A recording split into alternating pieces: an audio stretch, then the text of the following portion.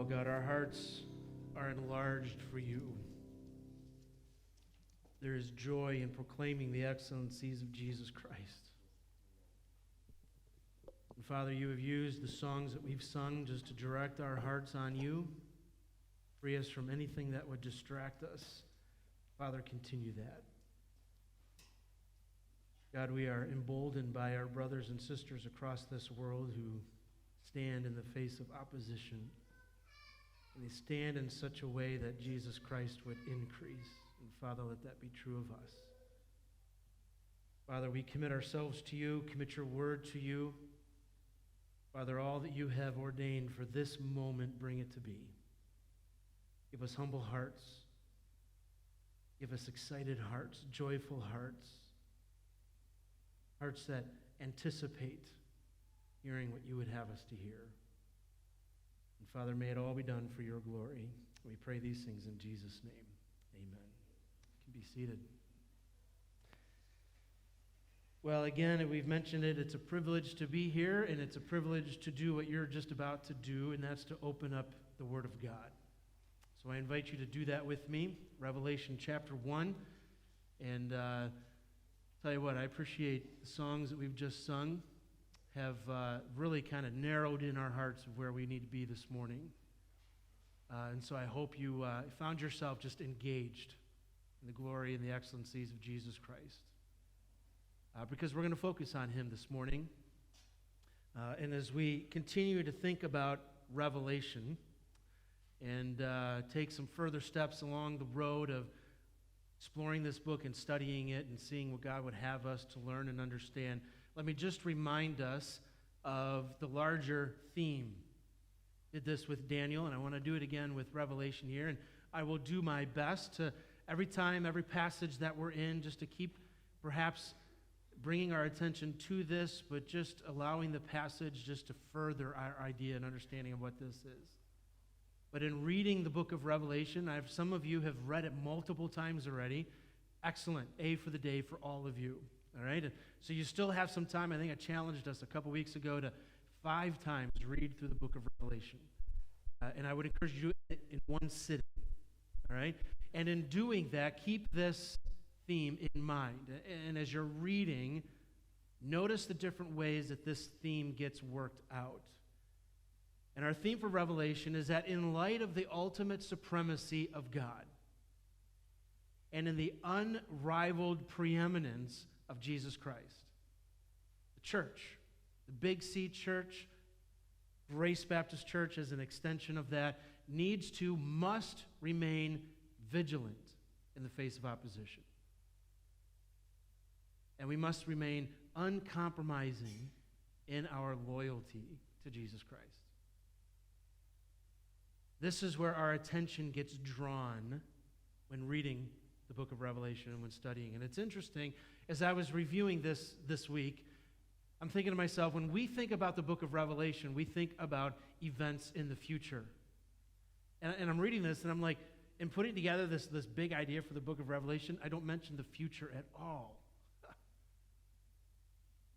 But I think that's of the Lord.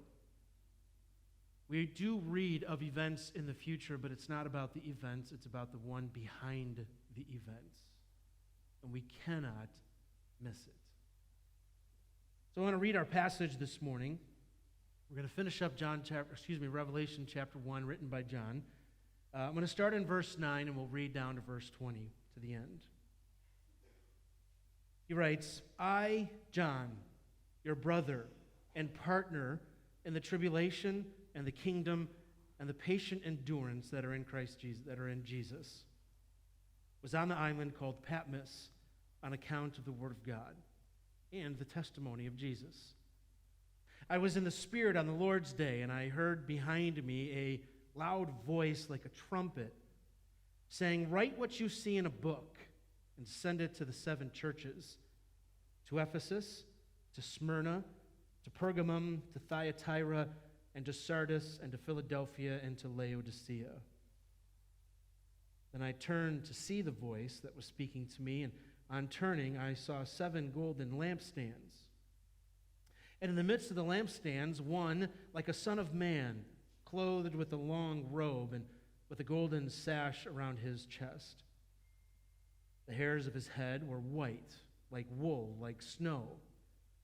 His eyes were like a flame of fire. His feet were like burnished bronze, refined in a furnace. His voice was like the roar of many waters. In his right hand he held 7 stars, and from his mouth came a sharp two-edged sword. And his face was like the sun, shining in full strength. When I saw him, I fell at his feet as though dead. But he laid his right hand on me, saying, "Fear not. I am the first and the last. I am the living one.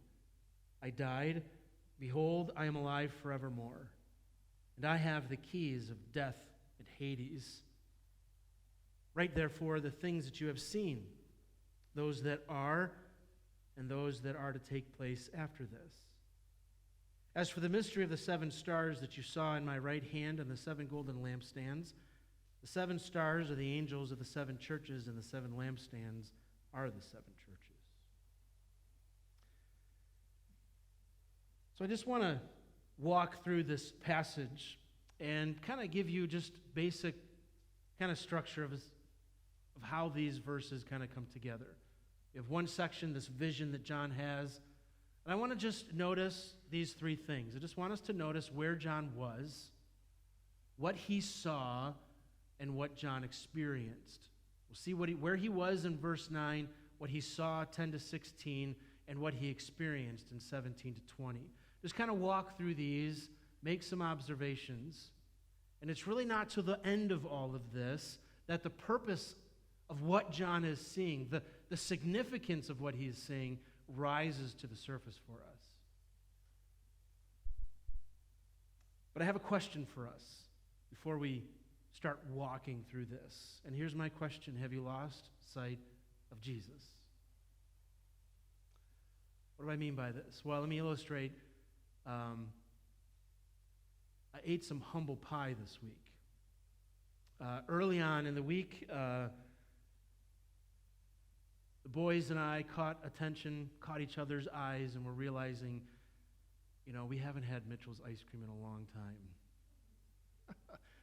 All right? You just have that moment. You have that, like, you know what? We just need to stop what we're doing, and we need to go out and get something. There's a few people in my family who are limiting their dairy or not eating dairy. And so, of course, a trip to Mitchell's, I was thinking we're getting some ice cream and bringing it home. All right? So Colin and I drove out of the house, went over here to Westlake, and lo and behold, they closed the store that we normally go to, heart sinking, and realizing, oh, wait a minute, they're opening up a new one just right down the road at Dover Center in Detroit. All right? And so, all right, drive over there. Sinking feeling, it's not open yet. What? So now we got to take Detroit Road all the way into Rocky River. We get into Rocky River, and thankfully they were open, and so we go to the freezer section and pull out our quarts. None of these pint business. We pull out our quarts, all right? And our arms are full. We go to the register, we pay it, and off we go home, ready to go and just enjoy our ice cream. My wife and Katie were at a basketball open gym or something. They were out together, and they come back, and they're like, "You get any dairy-free ice cream?" Ugh. Totally didn't think of my wife and my daughter there in that store in Mitchell's. All I was thinking about was this ice cream that we were going to get, and I was going to enjoy. And I haven't lived it down all week. For good reason, right? I lost sight of someone other than me. How have we lost sight of Jesus? Keep that in our minds as we walk through this question. Where he was. Well, it's interesting, John, as he's writing this, tells us where he was, but the main sentence here is, I, John, was on the island called Patmos. But he splits that up and gives us a whole bunch of information in between. But first of all, John was on the island of Patmos. We've mentioned that a couple times as we've been here in Revelation. The island of Patmos was about 30 miles to the west of the coast of modern-day Turkey, 35 miles or so from where our beloved people have been serving for a number of years there near the city of Izmir. Of course, the island is still there today. It's a small island, only about 10 miles long, 6 miles wide. In all essence, it is just the peak of a mountaintop that is jutting up out of the sea. It's in the Aegean Sea, and it's a part of just numerous islands in that area. And the Roman Empire would use those islands to banish people that were against the Roman way of life. And John found himself banished and exiled on this island. I don't know that he was on the island completely by himself. It depended on the extreme kind of banishment that the Roman Empire gave him. We don't know that for sure. Nonetheless, he was there. He was banished. If anything, he had his basic necessities cared for. We don't know exactly how he spent his time on the island or what went on the island, other than we have the book of Revelation. And it's interesting, he said, in between this main sentence of I, John, was on the island of Patmos, he begins to kind of build a bridge with people that I think he was very familiar with. He says, I, John, your brother and your partner. John has been exiled away from people that he had been serving and living with, and he's writing to them, and he describes himself in this relationship of, I'm your brother. John is kind of drawing on this New Testament theme, this motif of what the dynamic of this relationship that we have, brothers and sisters. There's a unity that rallies and finds its core in Jesus Christ. There's the family of the church of God. And he says, listen, brothers and sisters. And he says, not just I, John, to these brothers, but also these partners, these mutual partakers, these companions going through the same thing. And he's saying, in essence, I think in a lot of ways, he's saying, yes, I'm in exile, but what I am experiencing, you are experiencing. This is an us thing, not just a me thing. And he says that I am here. I'm a partaker of 3 different common experiences. Number 1, of tribulation. He says, I'm your brother, but I am a mutual participant in tribulation, in difficulty. And he's not talking about the annoying difficulties that we go through just because we live in a fallen world. He's talking about difficulties that are directly related to our allegiance to Jesus. We are mutual partakers in this. My banishment is in essence your banishment because we've gone through the same thing. I'm a fellow participant, not just in this difficulty because of our common allegiance to Jesus Christ, but I'm a partaker with you in the kingdom. In the kingdom of Jesus Christ. Our allegiance and our citizenship is not here within the Roman Empire. It is in heaven. And it's not just this tribulation. It's not just the kingdom. But patient endurance. Because of this common allegiance to Jesus Christ and because of the common kingdom that we are participating in that has brought about this tribulation, we have a common endurance, common patient endurance. And we have pressed on. We have stayed underneath this opposition. We haven't tried to get out of the opposition. And this is why I'm here. But what I am experiencing is the common experience of the family of God. And as we began the service this morning, opposition and tribulation, because of our allegiance to Jesus Christ and because of our citizenship in heaven, this tribulation is the common experience, really the inheritance of every Christian here on this earth. How have you experienced it? Christianity was not seen in a positive light in the Roman Empire. The Roman Empire considered, or those within it considered Christianity the enemy of mankind. They believed Christians to be all about superstition. One gentleman wrote about the historian Tacitus, and when he wrote that Christianity was the enemy of mankind, he didn't simply mean that he didn't like Christians and found them a nuisance, though that was surely true. But they were an affront to his social and religious world.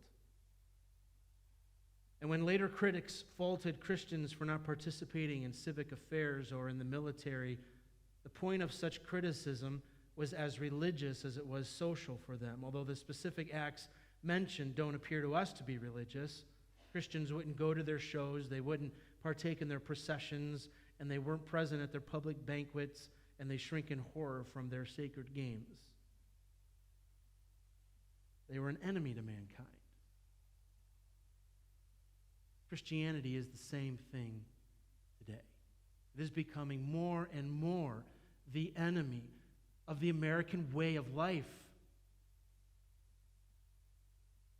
And as brothers and sisters, we are fellow partakers of the tribulation, the difficulty that comes because of our allegiance to Jesus Christ. How are we responding to that opposition? It is that which took John to the island of Patmos. That's where he was. Verses 10 through 16 tell us what John saw. But it begins with what he heard. He says in verse 10 that I was in the Spirit on the Lord's day. What does he mean by being in the Spirit? Was John having just this charismatic, euphoric experience because he started to sing and was just kind of out of control? Or was it in the Spirit in such a way that what he began to see and experience was something other than what his normal human senses were accustomed to? That what he began to see and what we began to hear were not the normal surroundings there on the island of Patmos, but it was something other. And I think that's what John means when he says that he was in the Spirit. And he says that he was in the Spirit on the Lord's day. And we can think about this as he's saying, okay, I began to have this experience and this awareness of something and circumstances and surrounding other than the island of Patmos and where I was. And this experience happened, and when I was brought into the experience, a part of the experience was the Lord's Day. I think rather, though, he was saying that it was Sunday when this happened. And it's interesting, the only place in the New Testament that we see Sunday described as this is right here, as the Lord's Day. The pattern that we see in the New Testament is established, first of all, we see in 1 Corinthians chapter 16, I believe, when Paul is writing to them and saying, you need to fulfill your commitment for this collection for the saints in Jerusalem on the first day of the week when they were gathering. 3 years later in the book of Acts, we see also a reference to the Christians gathering on the first day of the week. But it's interesting that apparently John is calling Sunday what had been accustomed to, now the pattern of how these early Christians understood the first day of the week, that it was the Lord's Day. Of course, because of the resurrection of Jesus Christ, because of who he was, who he is. I think just a little aside to us, this is not just another day for God's people. This is the Lord's Day. This was John's perspective on what Sunday was, and I think it was the general perspective of Christians on what Sunday was for them. It was the Lord's Day. And I think just, again, a little aside here, let's not let Sunday become just any other day. Let today be a special day when our hearts and our minds are just rallied around who Jesus is. Protect Sunday. It says that he was in the Spirit on the Lord's day, and he hears something behind him. He hears a loud voice like a trumpet. He probably doesn't hear a trumpet call, but the loud voice is just as clear and commanding attention as a bright trumpet when it first sounds. And it catches his attention. He hears it behind him, and he hears this voice saying two things. Write what you see in a book, in a scroll. Everything that you see, write down. And so what we have in the book of Revelation is just that, what John saw. If you are reading through the book of Revelation, you will see John say over and over and over, and then I saw, and then I saw, and then I beheld, and I was looking, and then I saw. It's almost as if after these first couple chapters, it is just this one experience that he's seeing and going through. So he's not just hearing all of these words of the book of Revelation, he's seeing them. He's experiencing them. And this voice says, everything that you see, write it down. And then he says you need to send it to these 7 churches. And they're listed here. Ephesus, Smyrna, Pergamum, Thyatira, Sardis, to Philadelphia, and to Laodicea. Ephesus is probably the one most familiar to us because we have the book of Ephesus, book of Ephesians. And all of these 7 cities are located on the western corridor of Asia Minor, or modern-day Turkey. And they're all kind of clustered together. Why these 7? I mean, there was a church in Thessalonica, there was a church in Corinth, there were believers in Rome, there were believers everywhere. Why these 7? I think practically because that's where John's hub of ministry was. When John was up there and we was on the island of Patmos, Jerusalem had been destroyed by the Romans about 20 years earlier, 15, 20 years earlier. I can't help but think that maybe the hub of this early church moved into this area of western modern-day Turkey. And this is where John was ministering at this time. And I think it's important to note that pretty close to this time, John is the last surviving eyewitness to Jesus Christ. He's like the last personal connection where I know John who touched Jesus and heard him directly. But he was beginning, I think he was having this ministry and having this impact to these 7 churches. And this voice says you need to write everything that you're seeing and send that to these churches. As we saw last week, the number 7 is important. Why did he choose these 7 churches? Well, as we'll see through the book of Revelation, 7 has the idea of completeness, fullness. And so, yes, it's for these 7 churches, but these 7 churches represent all churches, including Grace Baptist Church of Westlake, Ohio.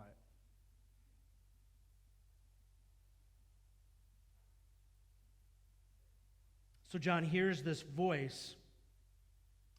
And in verse 12, he begins, we transition now from what he heard to now he begins to see where this voice is coming from. Verse 12, and I turned to see the voice that was speaking to me. And as I was turning, or on my turning, and on turning, what he saw was almost, not necessarily a room, but an area just filled with lampstands. 7 golden lampstands. His attention perhaps brought back to the temple area where we saw these golden lampstands serving back from the Mosaic Law. But there were 7 of them. There were 7 golden lampstands, and so this area is probably just aglow from this dominating fire that is just lighting up this room. And in the midst of these lampstands, he's turning, his attention is caught by the fire in these lampstands, and in the midst of these lampstands is a person, one like the Son of Man. And that should just raise your attention and catch your attention right there. Well, who's the Son of Man? Is it just anybody, any man that's human? Well, of course, who in the New Testament self-describes himself most often as the Son of Man? It's Jesus himself. John sees the Jesus whom he walked and talked with. But his description, as we'll see here in a minute, is something beyond just humanesque, if you will. And I saw the Son of Man, and he first sees what the Son of Man is clothed in. He's in this long robe, a robe that would have dropped down to his ankles, almost to the floor, and he had this golden sash that was wrapped around his chest. If you were to go back into Exodus 28, I believe, you would see the clothing that God was prescribing for the high priest as a long robe and a sash. And John sees the Son of Man, Jesus Christ, in his position as the great high priest, the one who stands before God the Father on our behalf. And then he starts talking about the different qualities. He says his hair, the hair on his head, they were white, like wool or like snow. There's a holiness, and a head of hair is a head of wisdom. There's a holiness to his wisdom and to his knowledge. And his eyes were like a flame of fire, consuming all that he sees. There's nothing that escapes what Jesus sees. His feet were like burnished bronze, refined in a furnace. Burnished is the idea of being polished to as bright as it can be. And it is refined. It is pure. His voice was like the roar of many waters. Think of Niagara Falls. Think of standing on the edge of the waters that are just roaring off of the edge and crashing down at the bottom. Times 1,000. Just this commanding presence and this overwhelming voice that commands attention. His voice was like the roar of many waters, and in his right hand he held 7 stars. At this point, John is just turning and he's seeing it. He doesn't understand the significance of what those 7 stars are. Perhaps his initial thought is, wow, he has the universe. He has the stars in his hand. The sovereignty and the power of God. And from his mouth comes a sharp 2-edged sword. Truth that is violently effective. We will see Jesus later in Revelation enter into a scene riding on a horse with a sword proceeding out of his mouth. And with the words of his mouth, he destroys his enemies. The Word of God is sharp, powerful than any 2-edged sword. The Word of God, it brings about in all that God seeks to accomplish. And his face. His face was like the shining of the sun in full strength. Not doing it justice. His face is like sleeping in a dark room and turning the light on, where we can't take it. And John's response, when he hears this voice and he turns and he catches a glimpse of the Son of Man, of Jesus Christ, he's taken slowly just to kind of draw us into this description of what he's seeing. But the way he writes this, he's taking his time, but it's almost as if the actions that happen are immediate. I turned and I saw. He takes the time to describe it. And his immediate reaction is to fall to the ground. He says, I fell down at his feet like dead. John knows who the Son of Man is. John knows who he is. And like the prophets that have come before him, Daniel, Isaiah, Ezekiel, like John's own experience when Jesus is transfigured, they fall. They fall at his feet in submission, and they fall like dead because I am unworthy to be in your presence. What a different response to Jesus we begin to see in the churches today.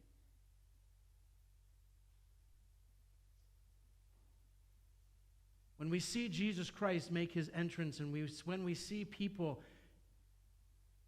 experiencing the full glory and greatness of God, there is humble worship and respect and awe. This presence of Jesus, there is just this overwhelming sense of power and authority in this man that is in his midst. There is this blinding glory, this consuming brightness. There is just this commanding presence that is inescapable and incomparable. And John just falls down and worship. I'm unworthy. But yet what John experiences is this, I'm visioning this happening really quickly. And as John is laying on the ground, he feels a hand on his shoulder. He feels the hand of Jesus saying, John, don't fear. Fear not. John, here I am in all of my commanding presence and glory. You don't need to fear me. Why does he not need to fear him? Well, the Son of Man says that you don't need to fear me. Why? Because of who I am. I'm the first and the last. I'm the beginning and the end. I'm the origin and the culmination of all history. I'm the first and the last, and I am bringing all human history to its goal that we have established, the Godhead. I'm the first and the last. John, you don't need to fear me. I'm the first and the last. Well, wait a minute. Isn't that reason to fear? I'm a sinner. But Jesus says, I'm the living one. I died, but I am alive now forevermore. He is the living one. He is the eternal, self-existent one, needing nothing for life. Life in himself. Saying, I became incarnate. I died. I rose again. And the reason John needs not fear in the presence of such a commanding, glorious Jesus Christ is because of the death and resurrection of Jesus Christ. John had his faith placed in what Jesus accomplished on the cross, and he had no need to fear. And again, Jesus Christ says, I have the keys. I have the keys of death and Hades. If you have the keys for something, you stand in a privileged, authoritative, and powerful position. If I have the keys to my car, guess what? Can't take it. If I have the keys to my home, it belongs to me. Through the death and resurrection of Jesus Christ, the keys of death and of Hades are in the hand of Jesus, no longer in the hand of Satan. Saying, I have control. I am the judge. I am the one who determines what happens. John, you need not fear. He says, John, you don't have to fear. And then he says, again, you need to write. Write, therefore, in verse 19, write, therefore, the things that you have seen. What's going on at this very moment with them. Write those things that are, and I would suggest that that would be chapters 2 and 3. We'll talk more about that over the next few weeks. And those things that are to take place after this. And I would suggest that would be chapters 4 through the end. Because you need to write these things. But then in verse 20, I don't know if you, as we were reading through this, were wondering why it's placed right here. Where after this just overwhelming experience for John and recognizing who Jesus is and all of his glory and greatness, and then all of a sudden, now we take a second and we just need to explain. It's almost like, couldn't we have explained what these things were previous? Why here? And it's almost as if the Son of Man, Jesus Christ, says, okay, John, now I want to give you the significance of what this vision is, of what this experience is. He says, the 7 stars that were in my hand, the 7 angels for the 7 churches. What does he mean by angels? A couple possibilities. One would simply be an angel. Throughout the rest of Revelation, the word angel is used for a heavenly being, an angel. The word also has the idea of a messenger. And some would suggest it's possible that in Jesus' hand, he is saying, here are the messengers for the 7 churches. Here are the ones with the responsibility of communicating God's message. Pastors and elders and leaders. God has them.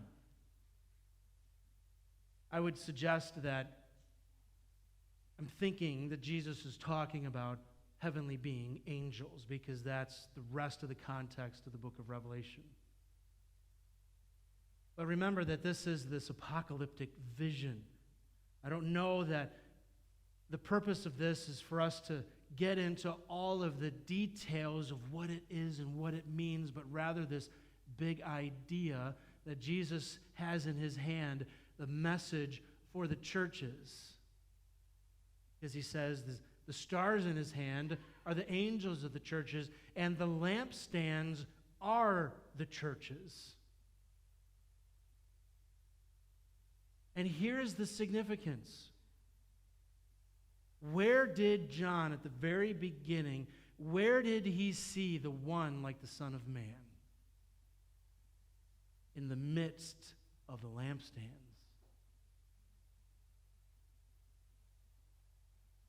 The Son of Man is in the middle of the churches.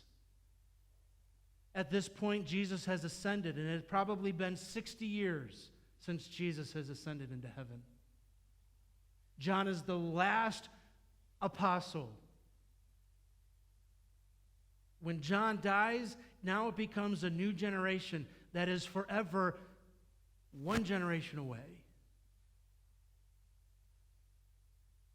And I think it's significant that at the end of John's life, here is given a written record for the rest of God's program for the church. That John is seeing for every church, every generation thereafter, that the further we get away from Jesus Christ does not mean the further away he is from grace of the church. He remains in the midst of the churches. What is happening on this planet, on this earth right now, through the Big C church, of which we are a small portion, Jesus is in the midst of it. He is not disconnected. He is not unconcerned. He is not unaware.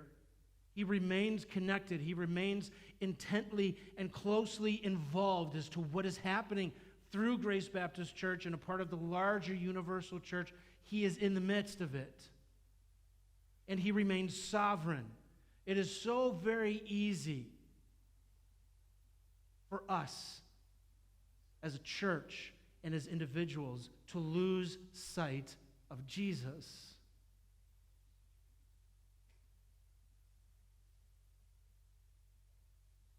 Jesus is in the midst of her. The heavenly reality on physical earth today is that Jesus, in all of his glory and greatness, is in the church's midst. He's in the middle of this. He's acutely aware, intently concerned about what is being done. And he remains sovereign, holding. His commanding presence remains. Sadly, we too easily lose sight of it. Just like me and Mitchell's ice cream. Sadly, the church will often drift from our mandate and calling. And because of this, we cannot afford to drift from the church's mandate and the church's calling. Paul describes Grace Baptist Church as a buttress of truth,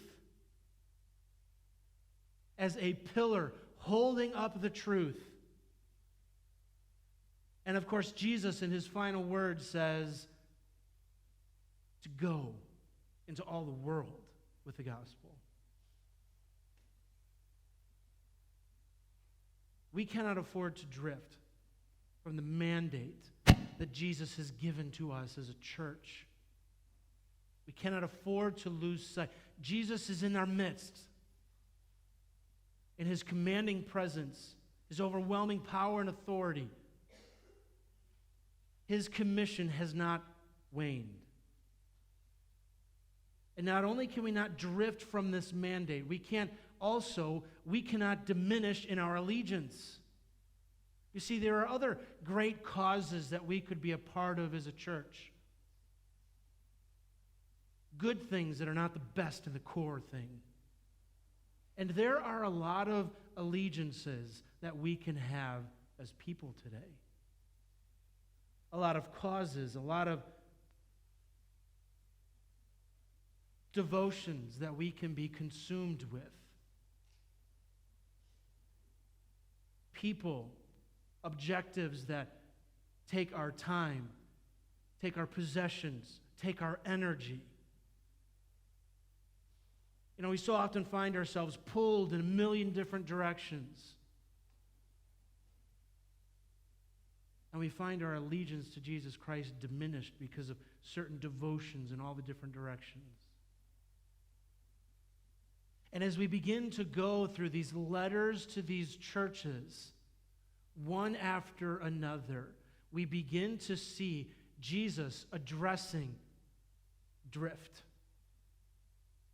from their mandates. And he's addressing diminished allegiance. In fact, he tells Ephesus, you've left your first love. You've lost sight of Jesus.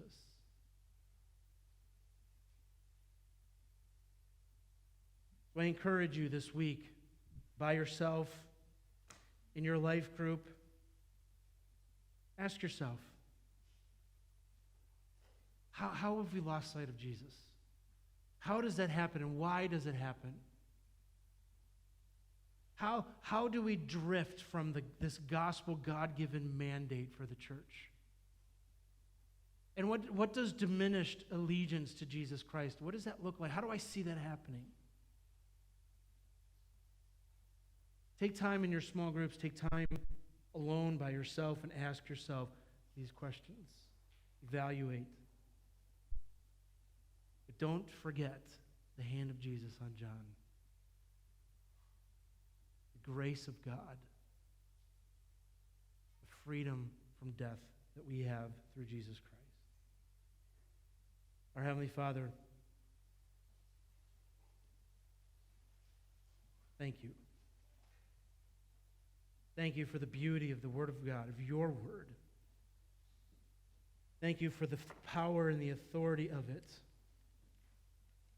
Father, thank you for the call back to Jesus and our allegiance and our devotion to him, and for us as a church never to drift from this mandate of making disciples and holding up to the truth and taking the gospel to the utter ends of this world. Let us not drift. And Father, let our hearts continue to be enlarged in our love and our awe and our wonder and of our praise to Jesus Christ. We pray these things in his name. Amen.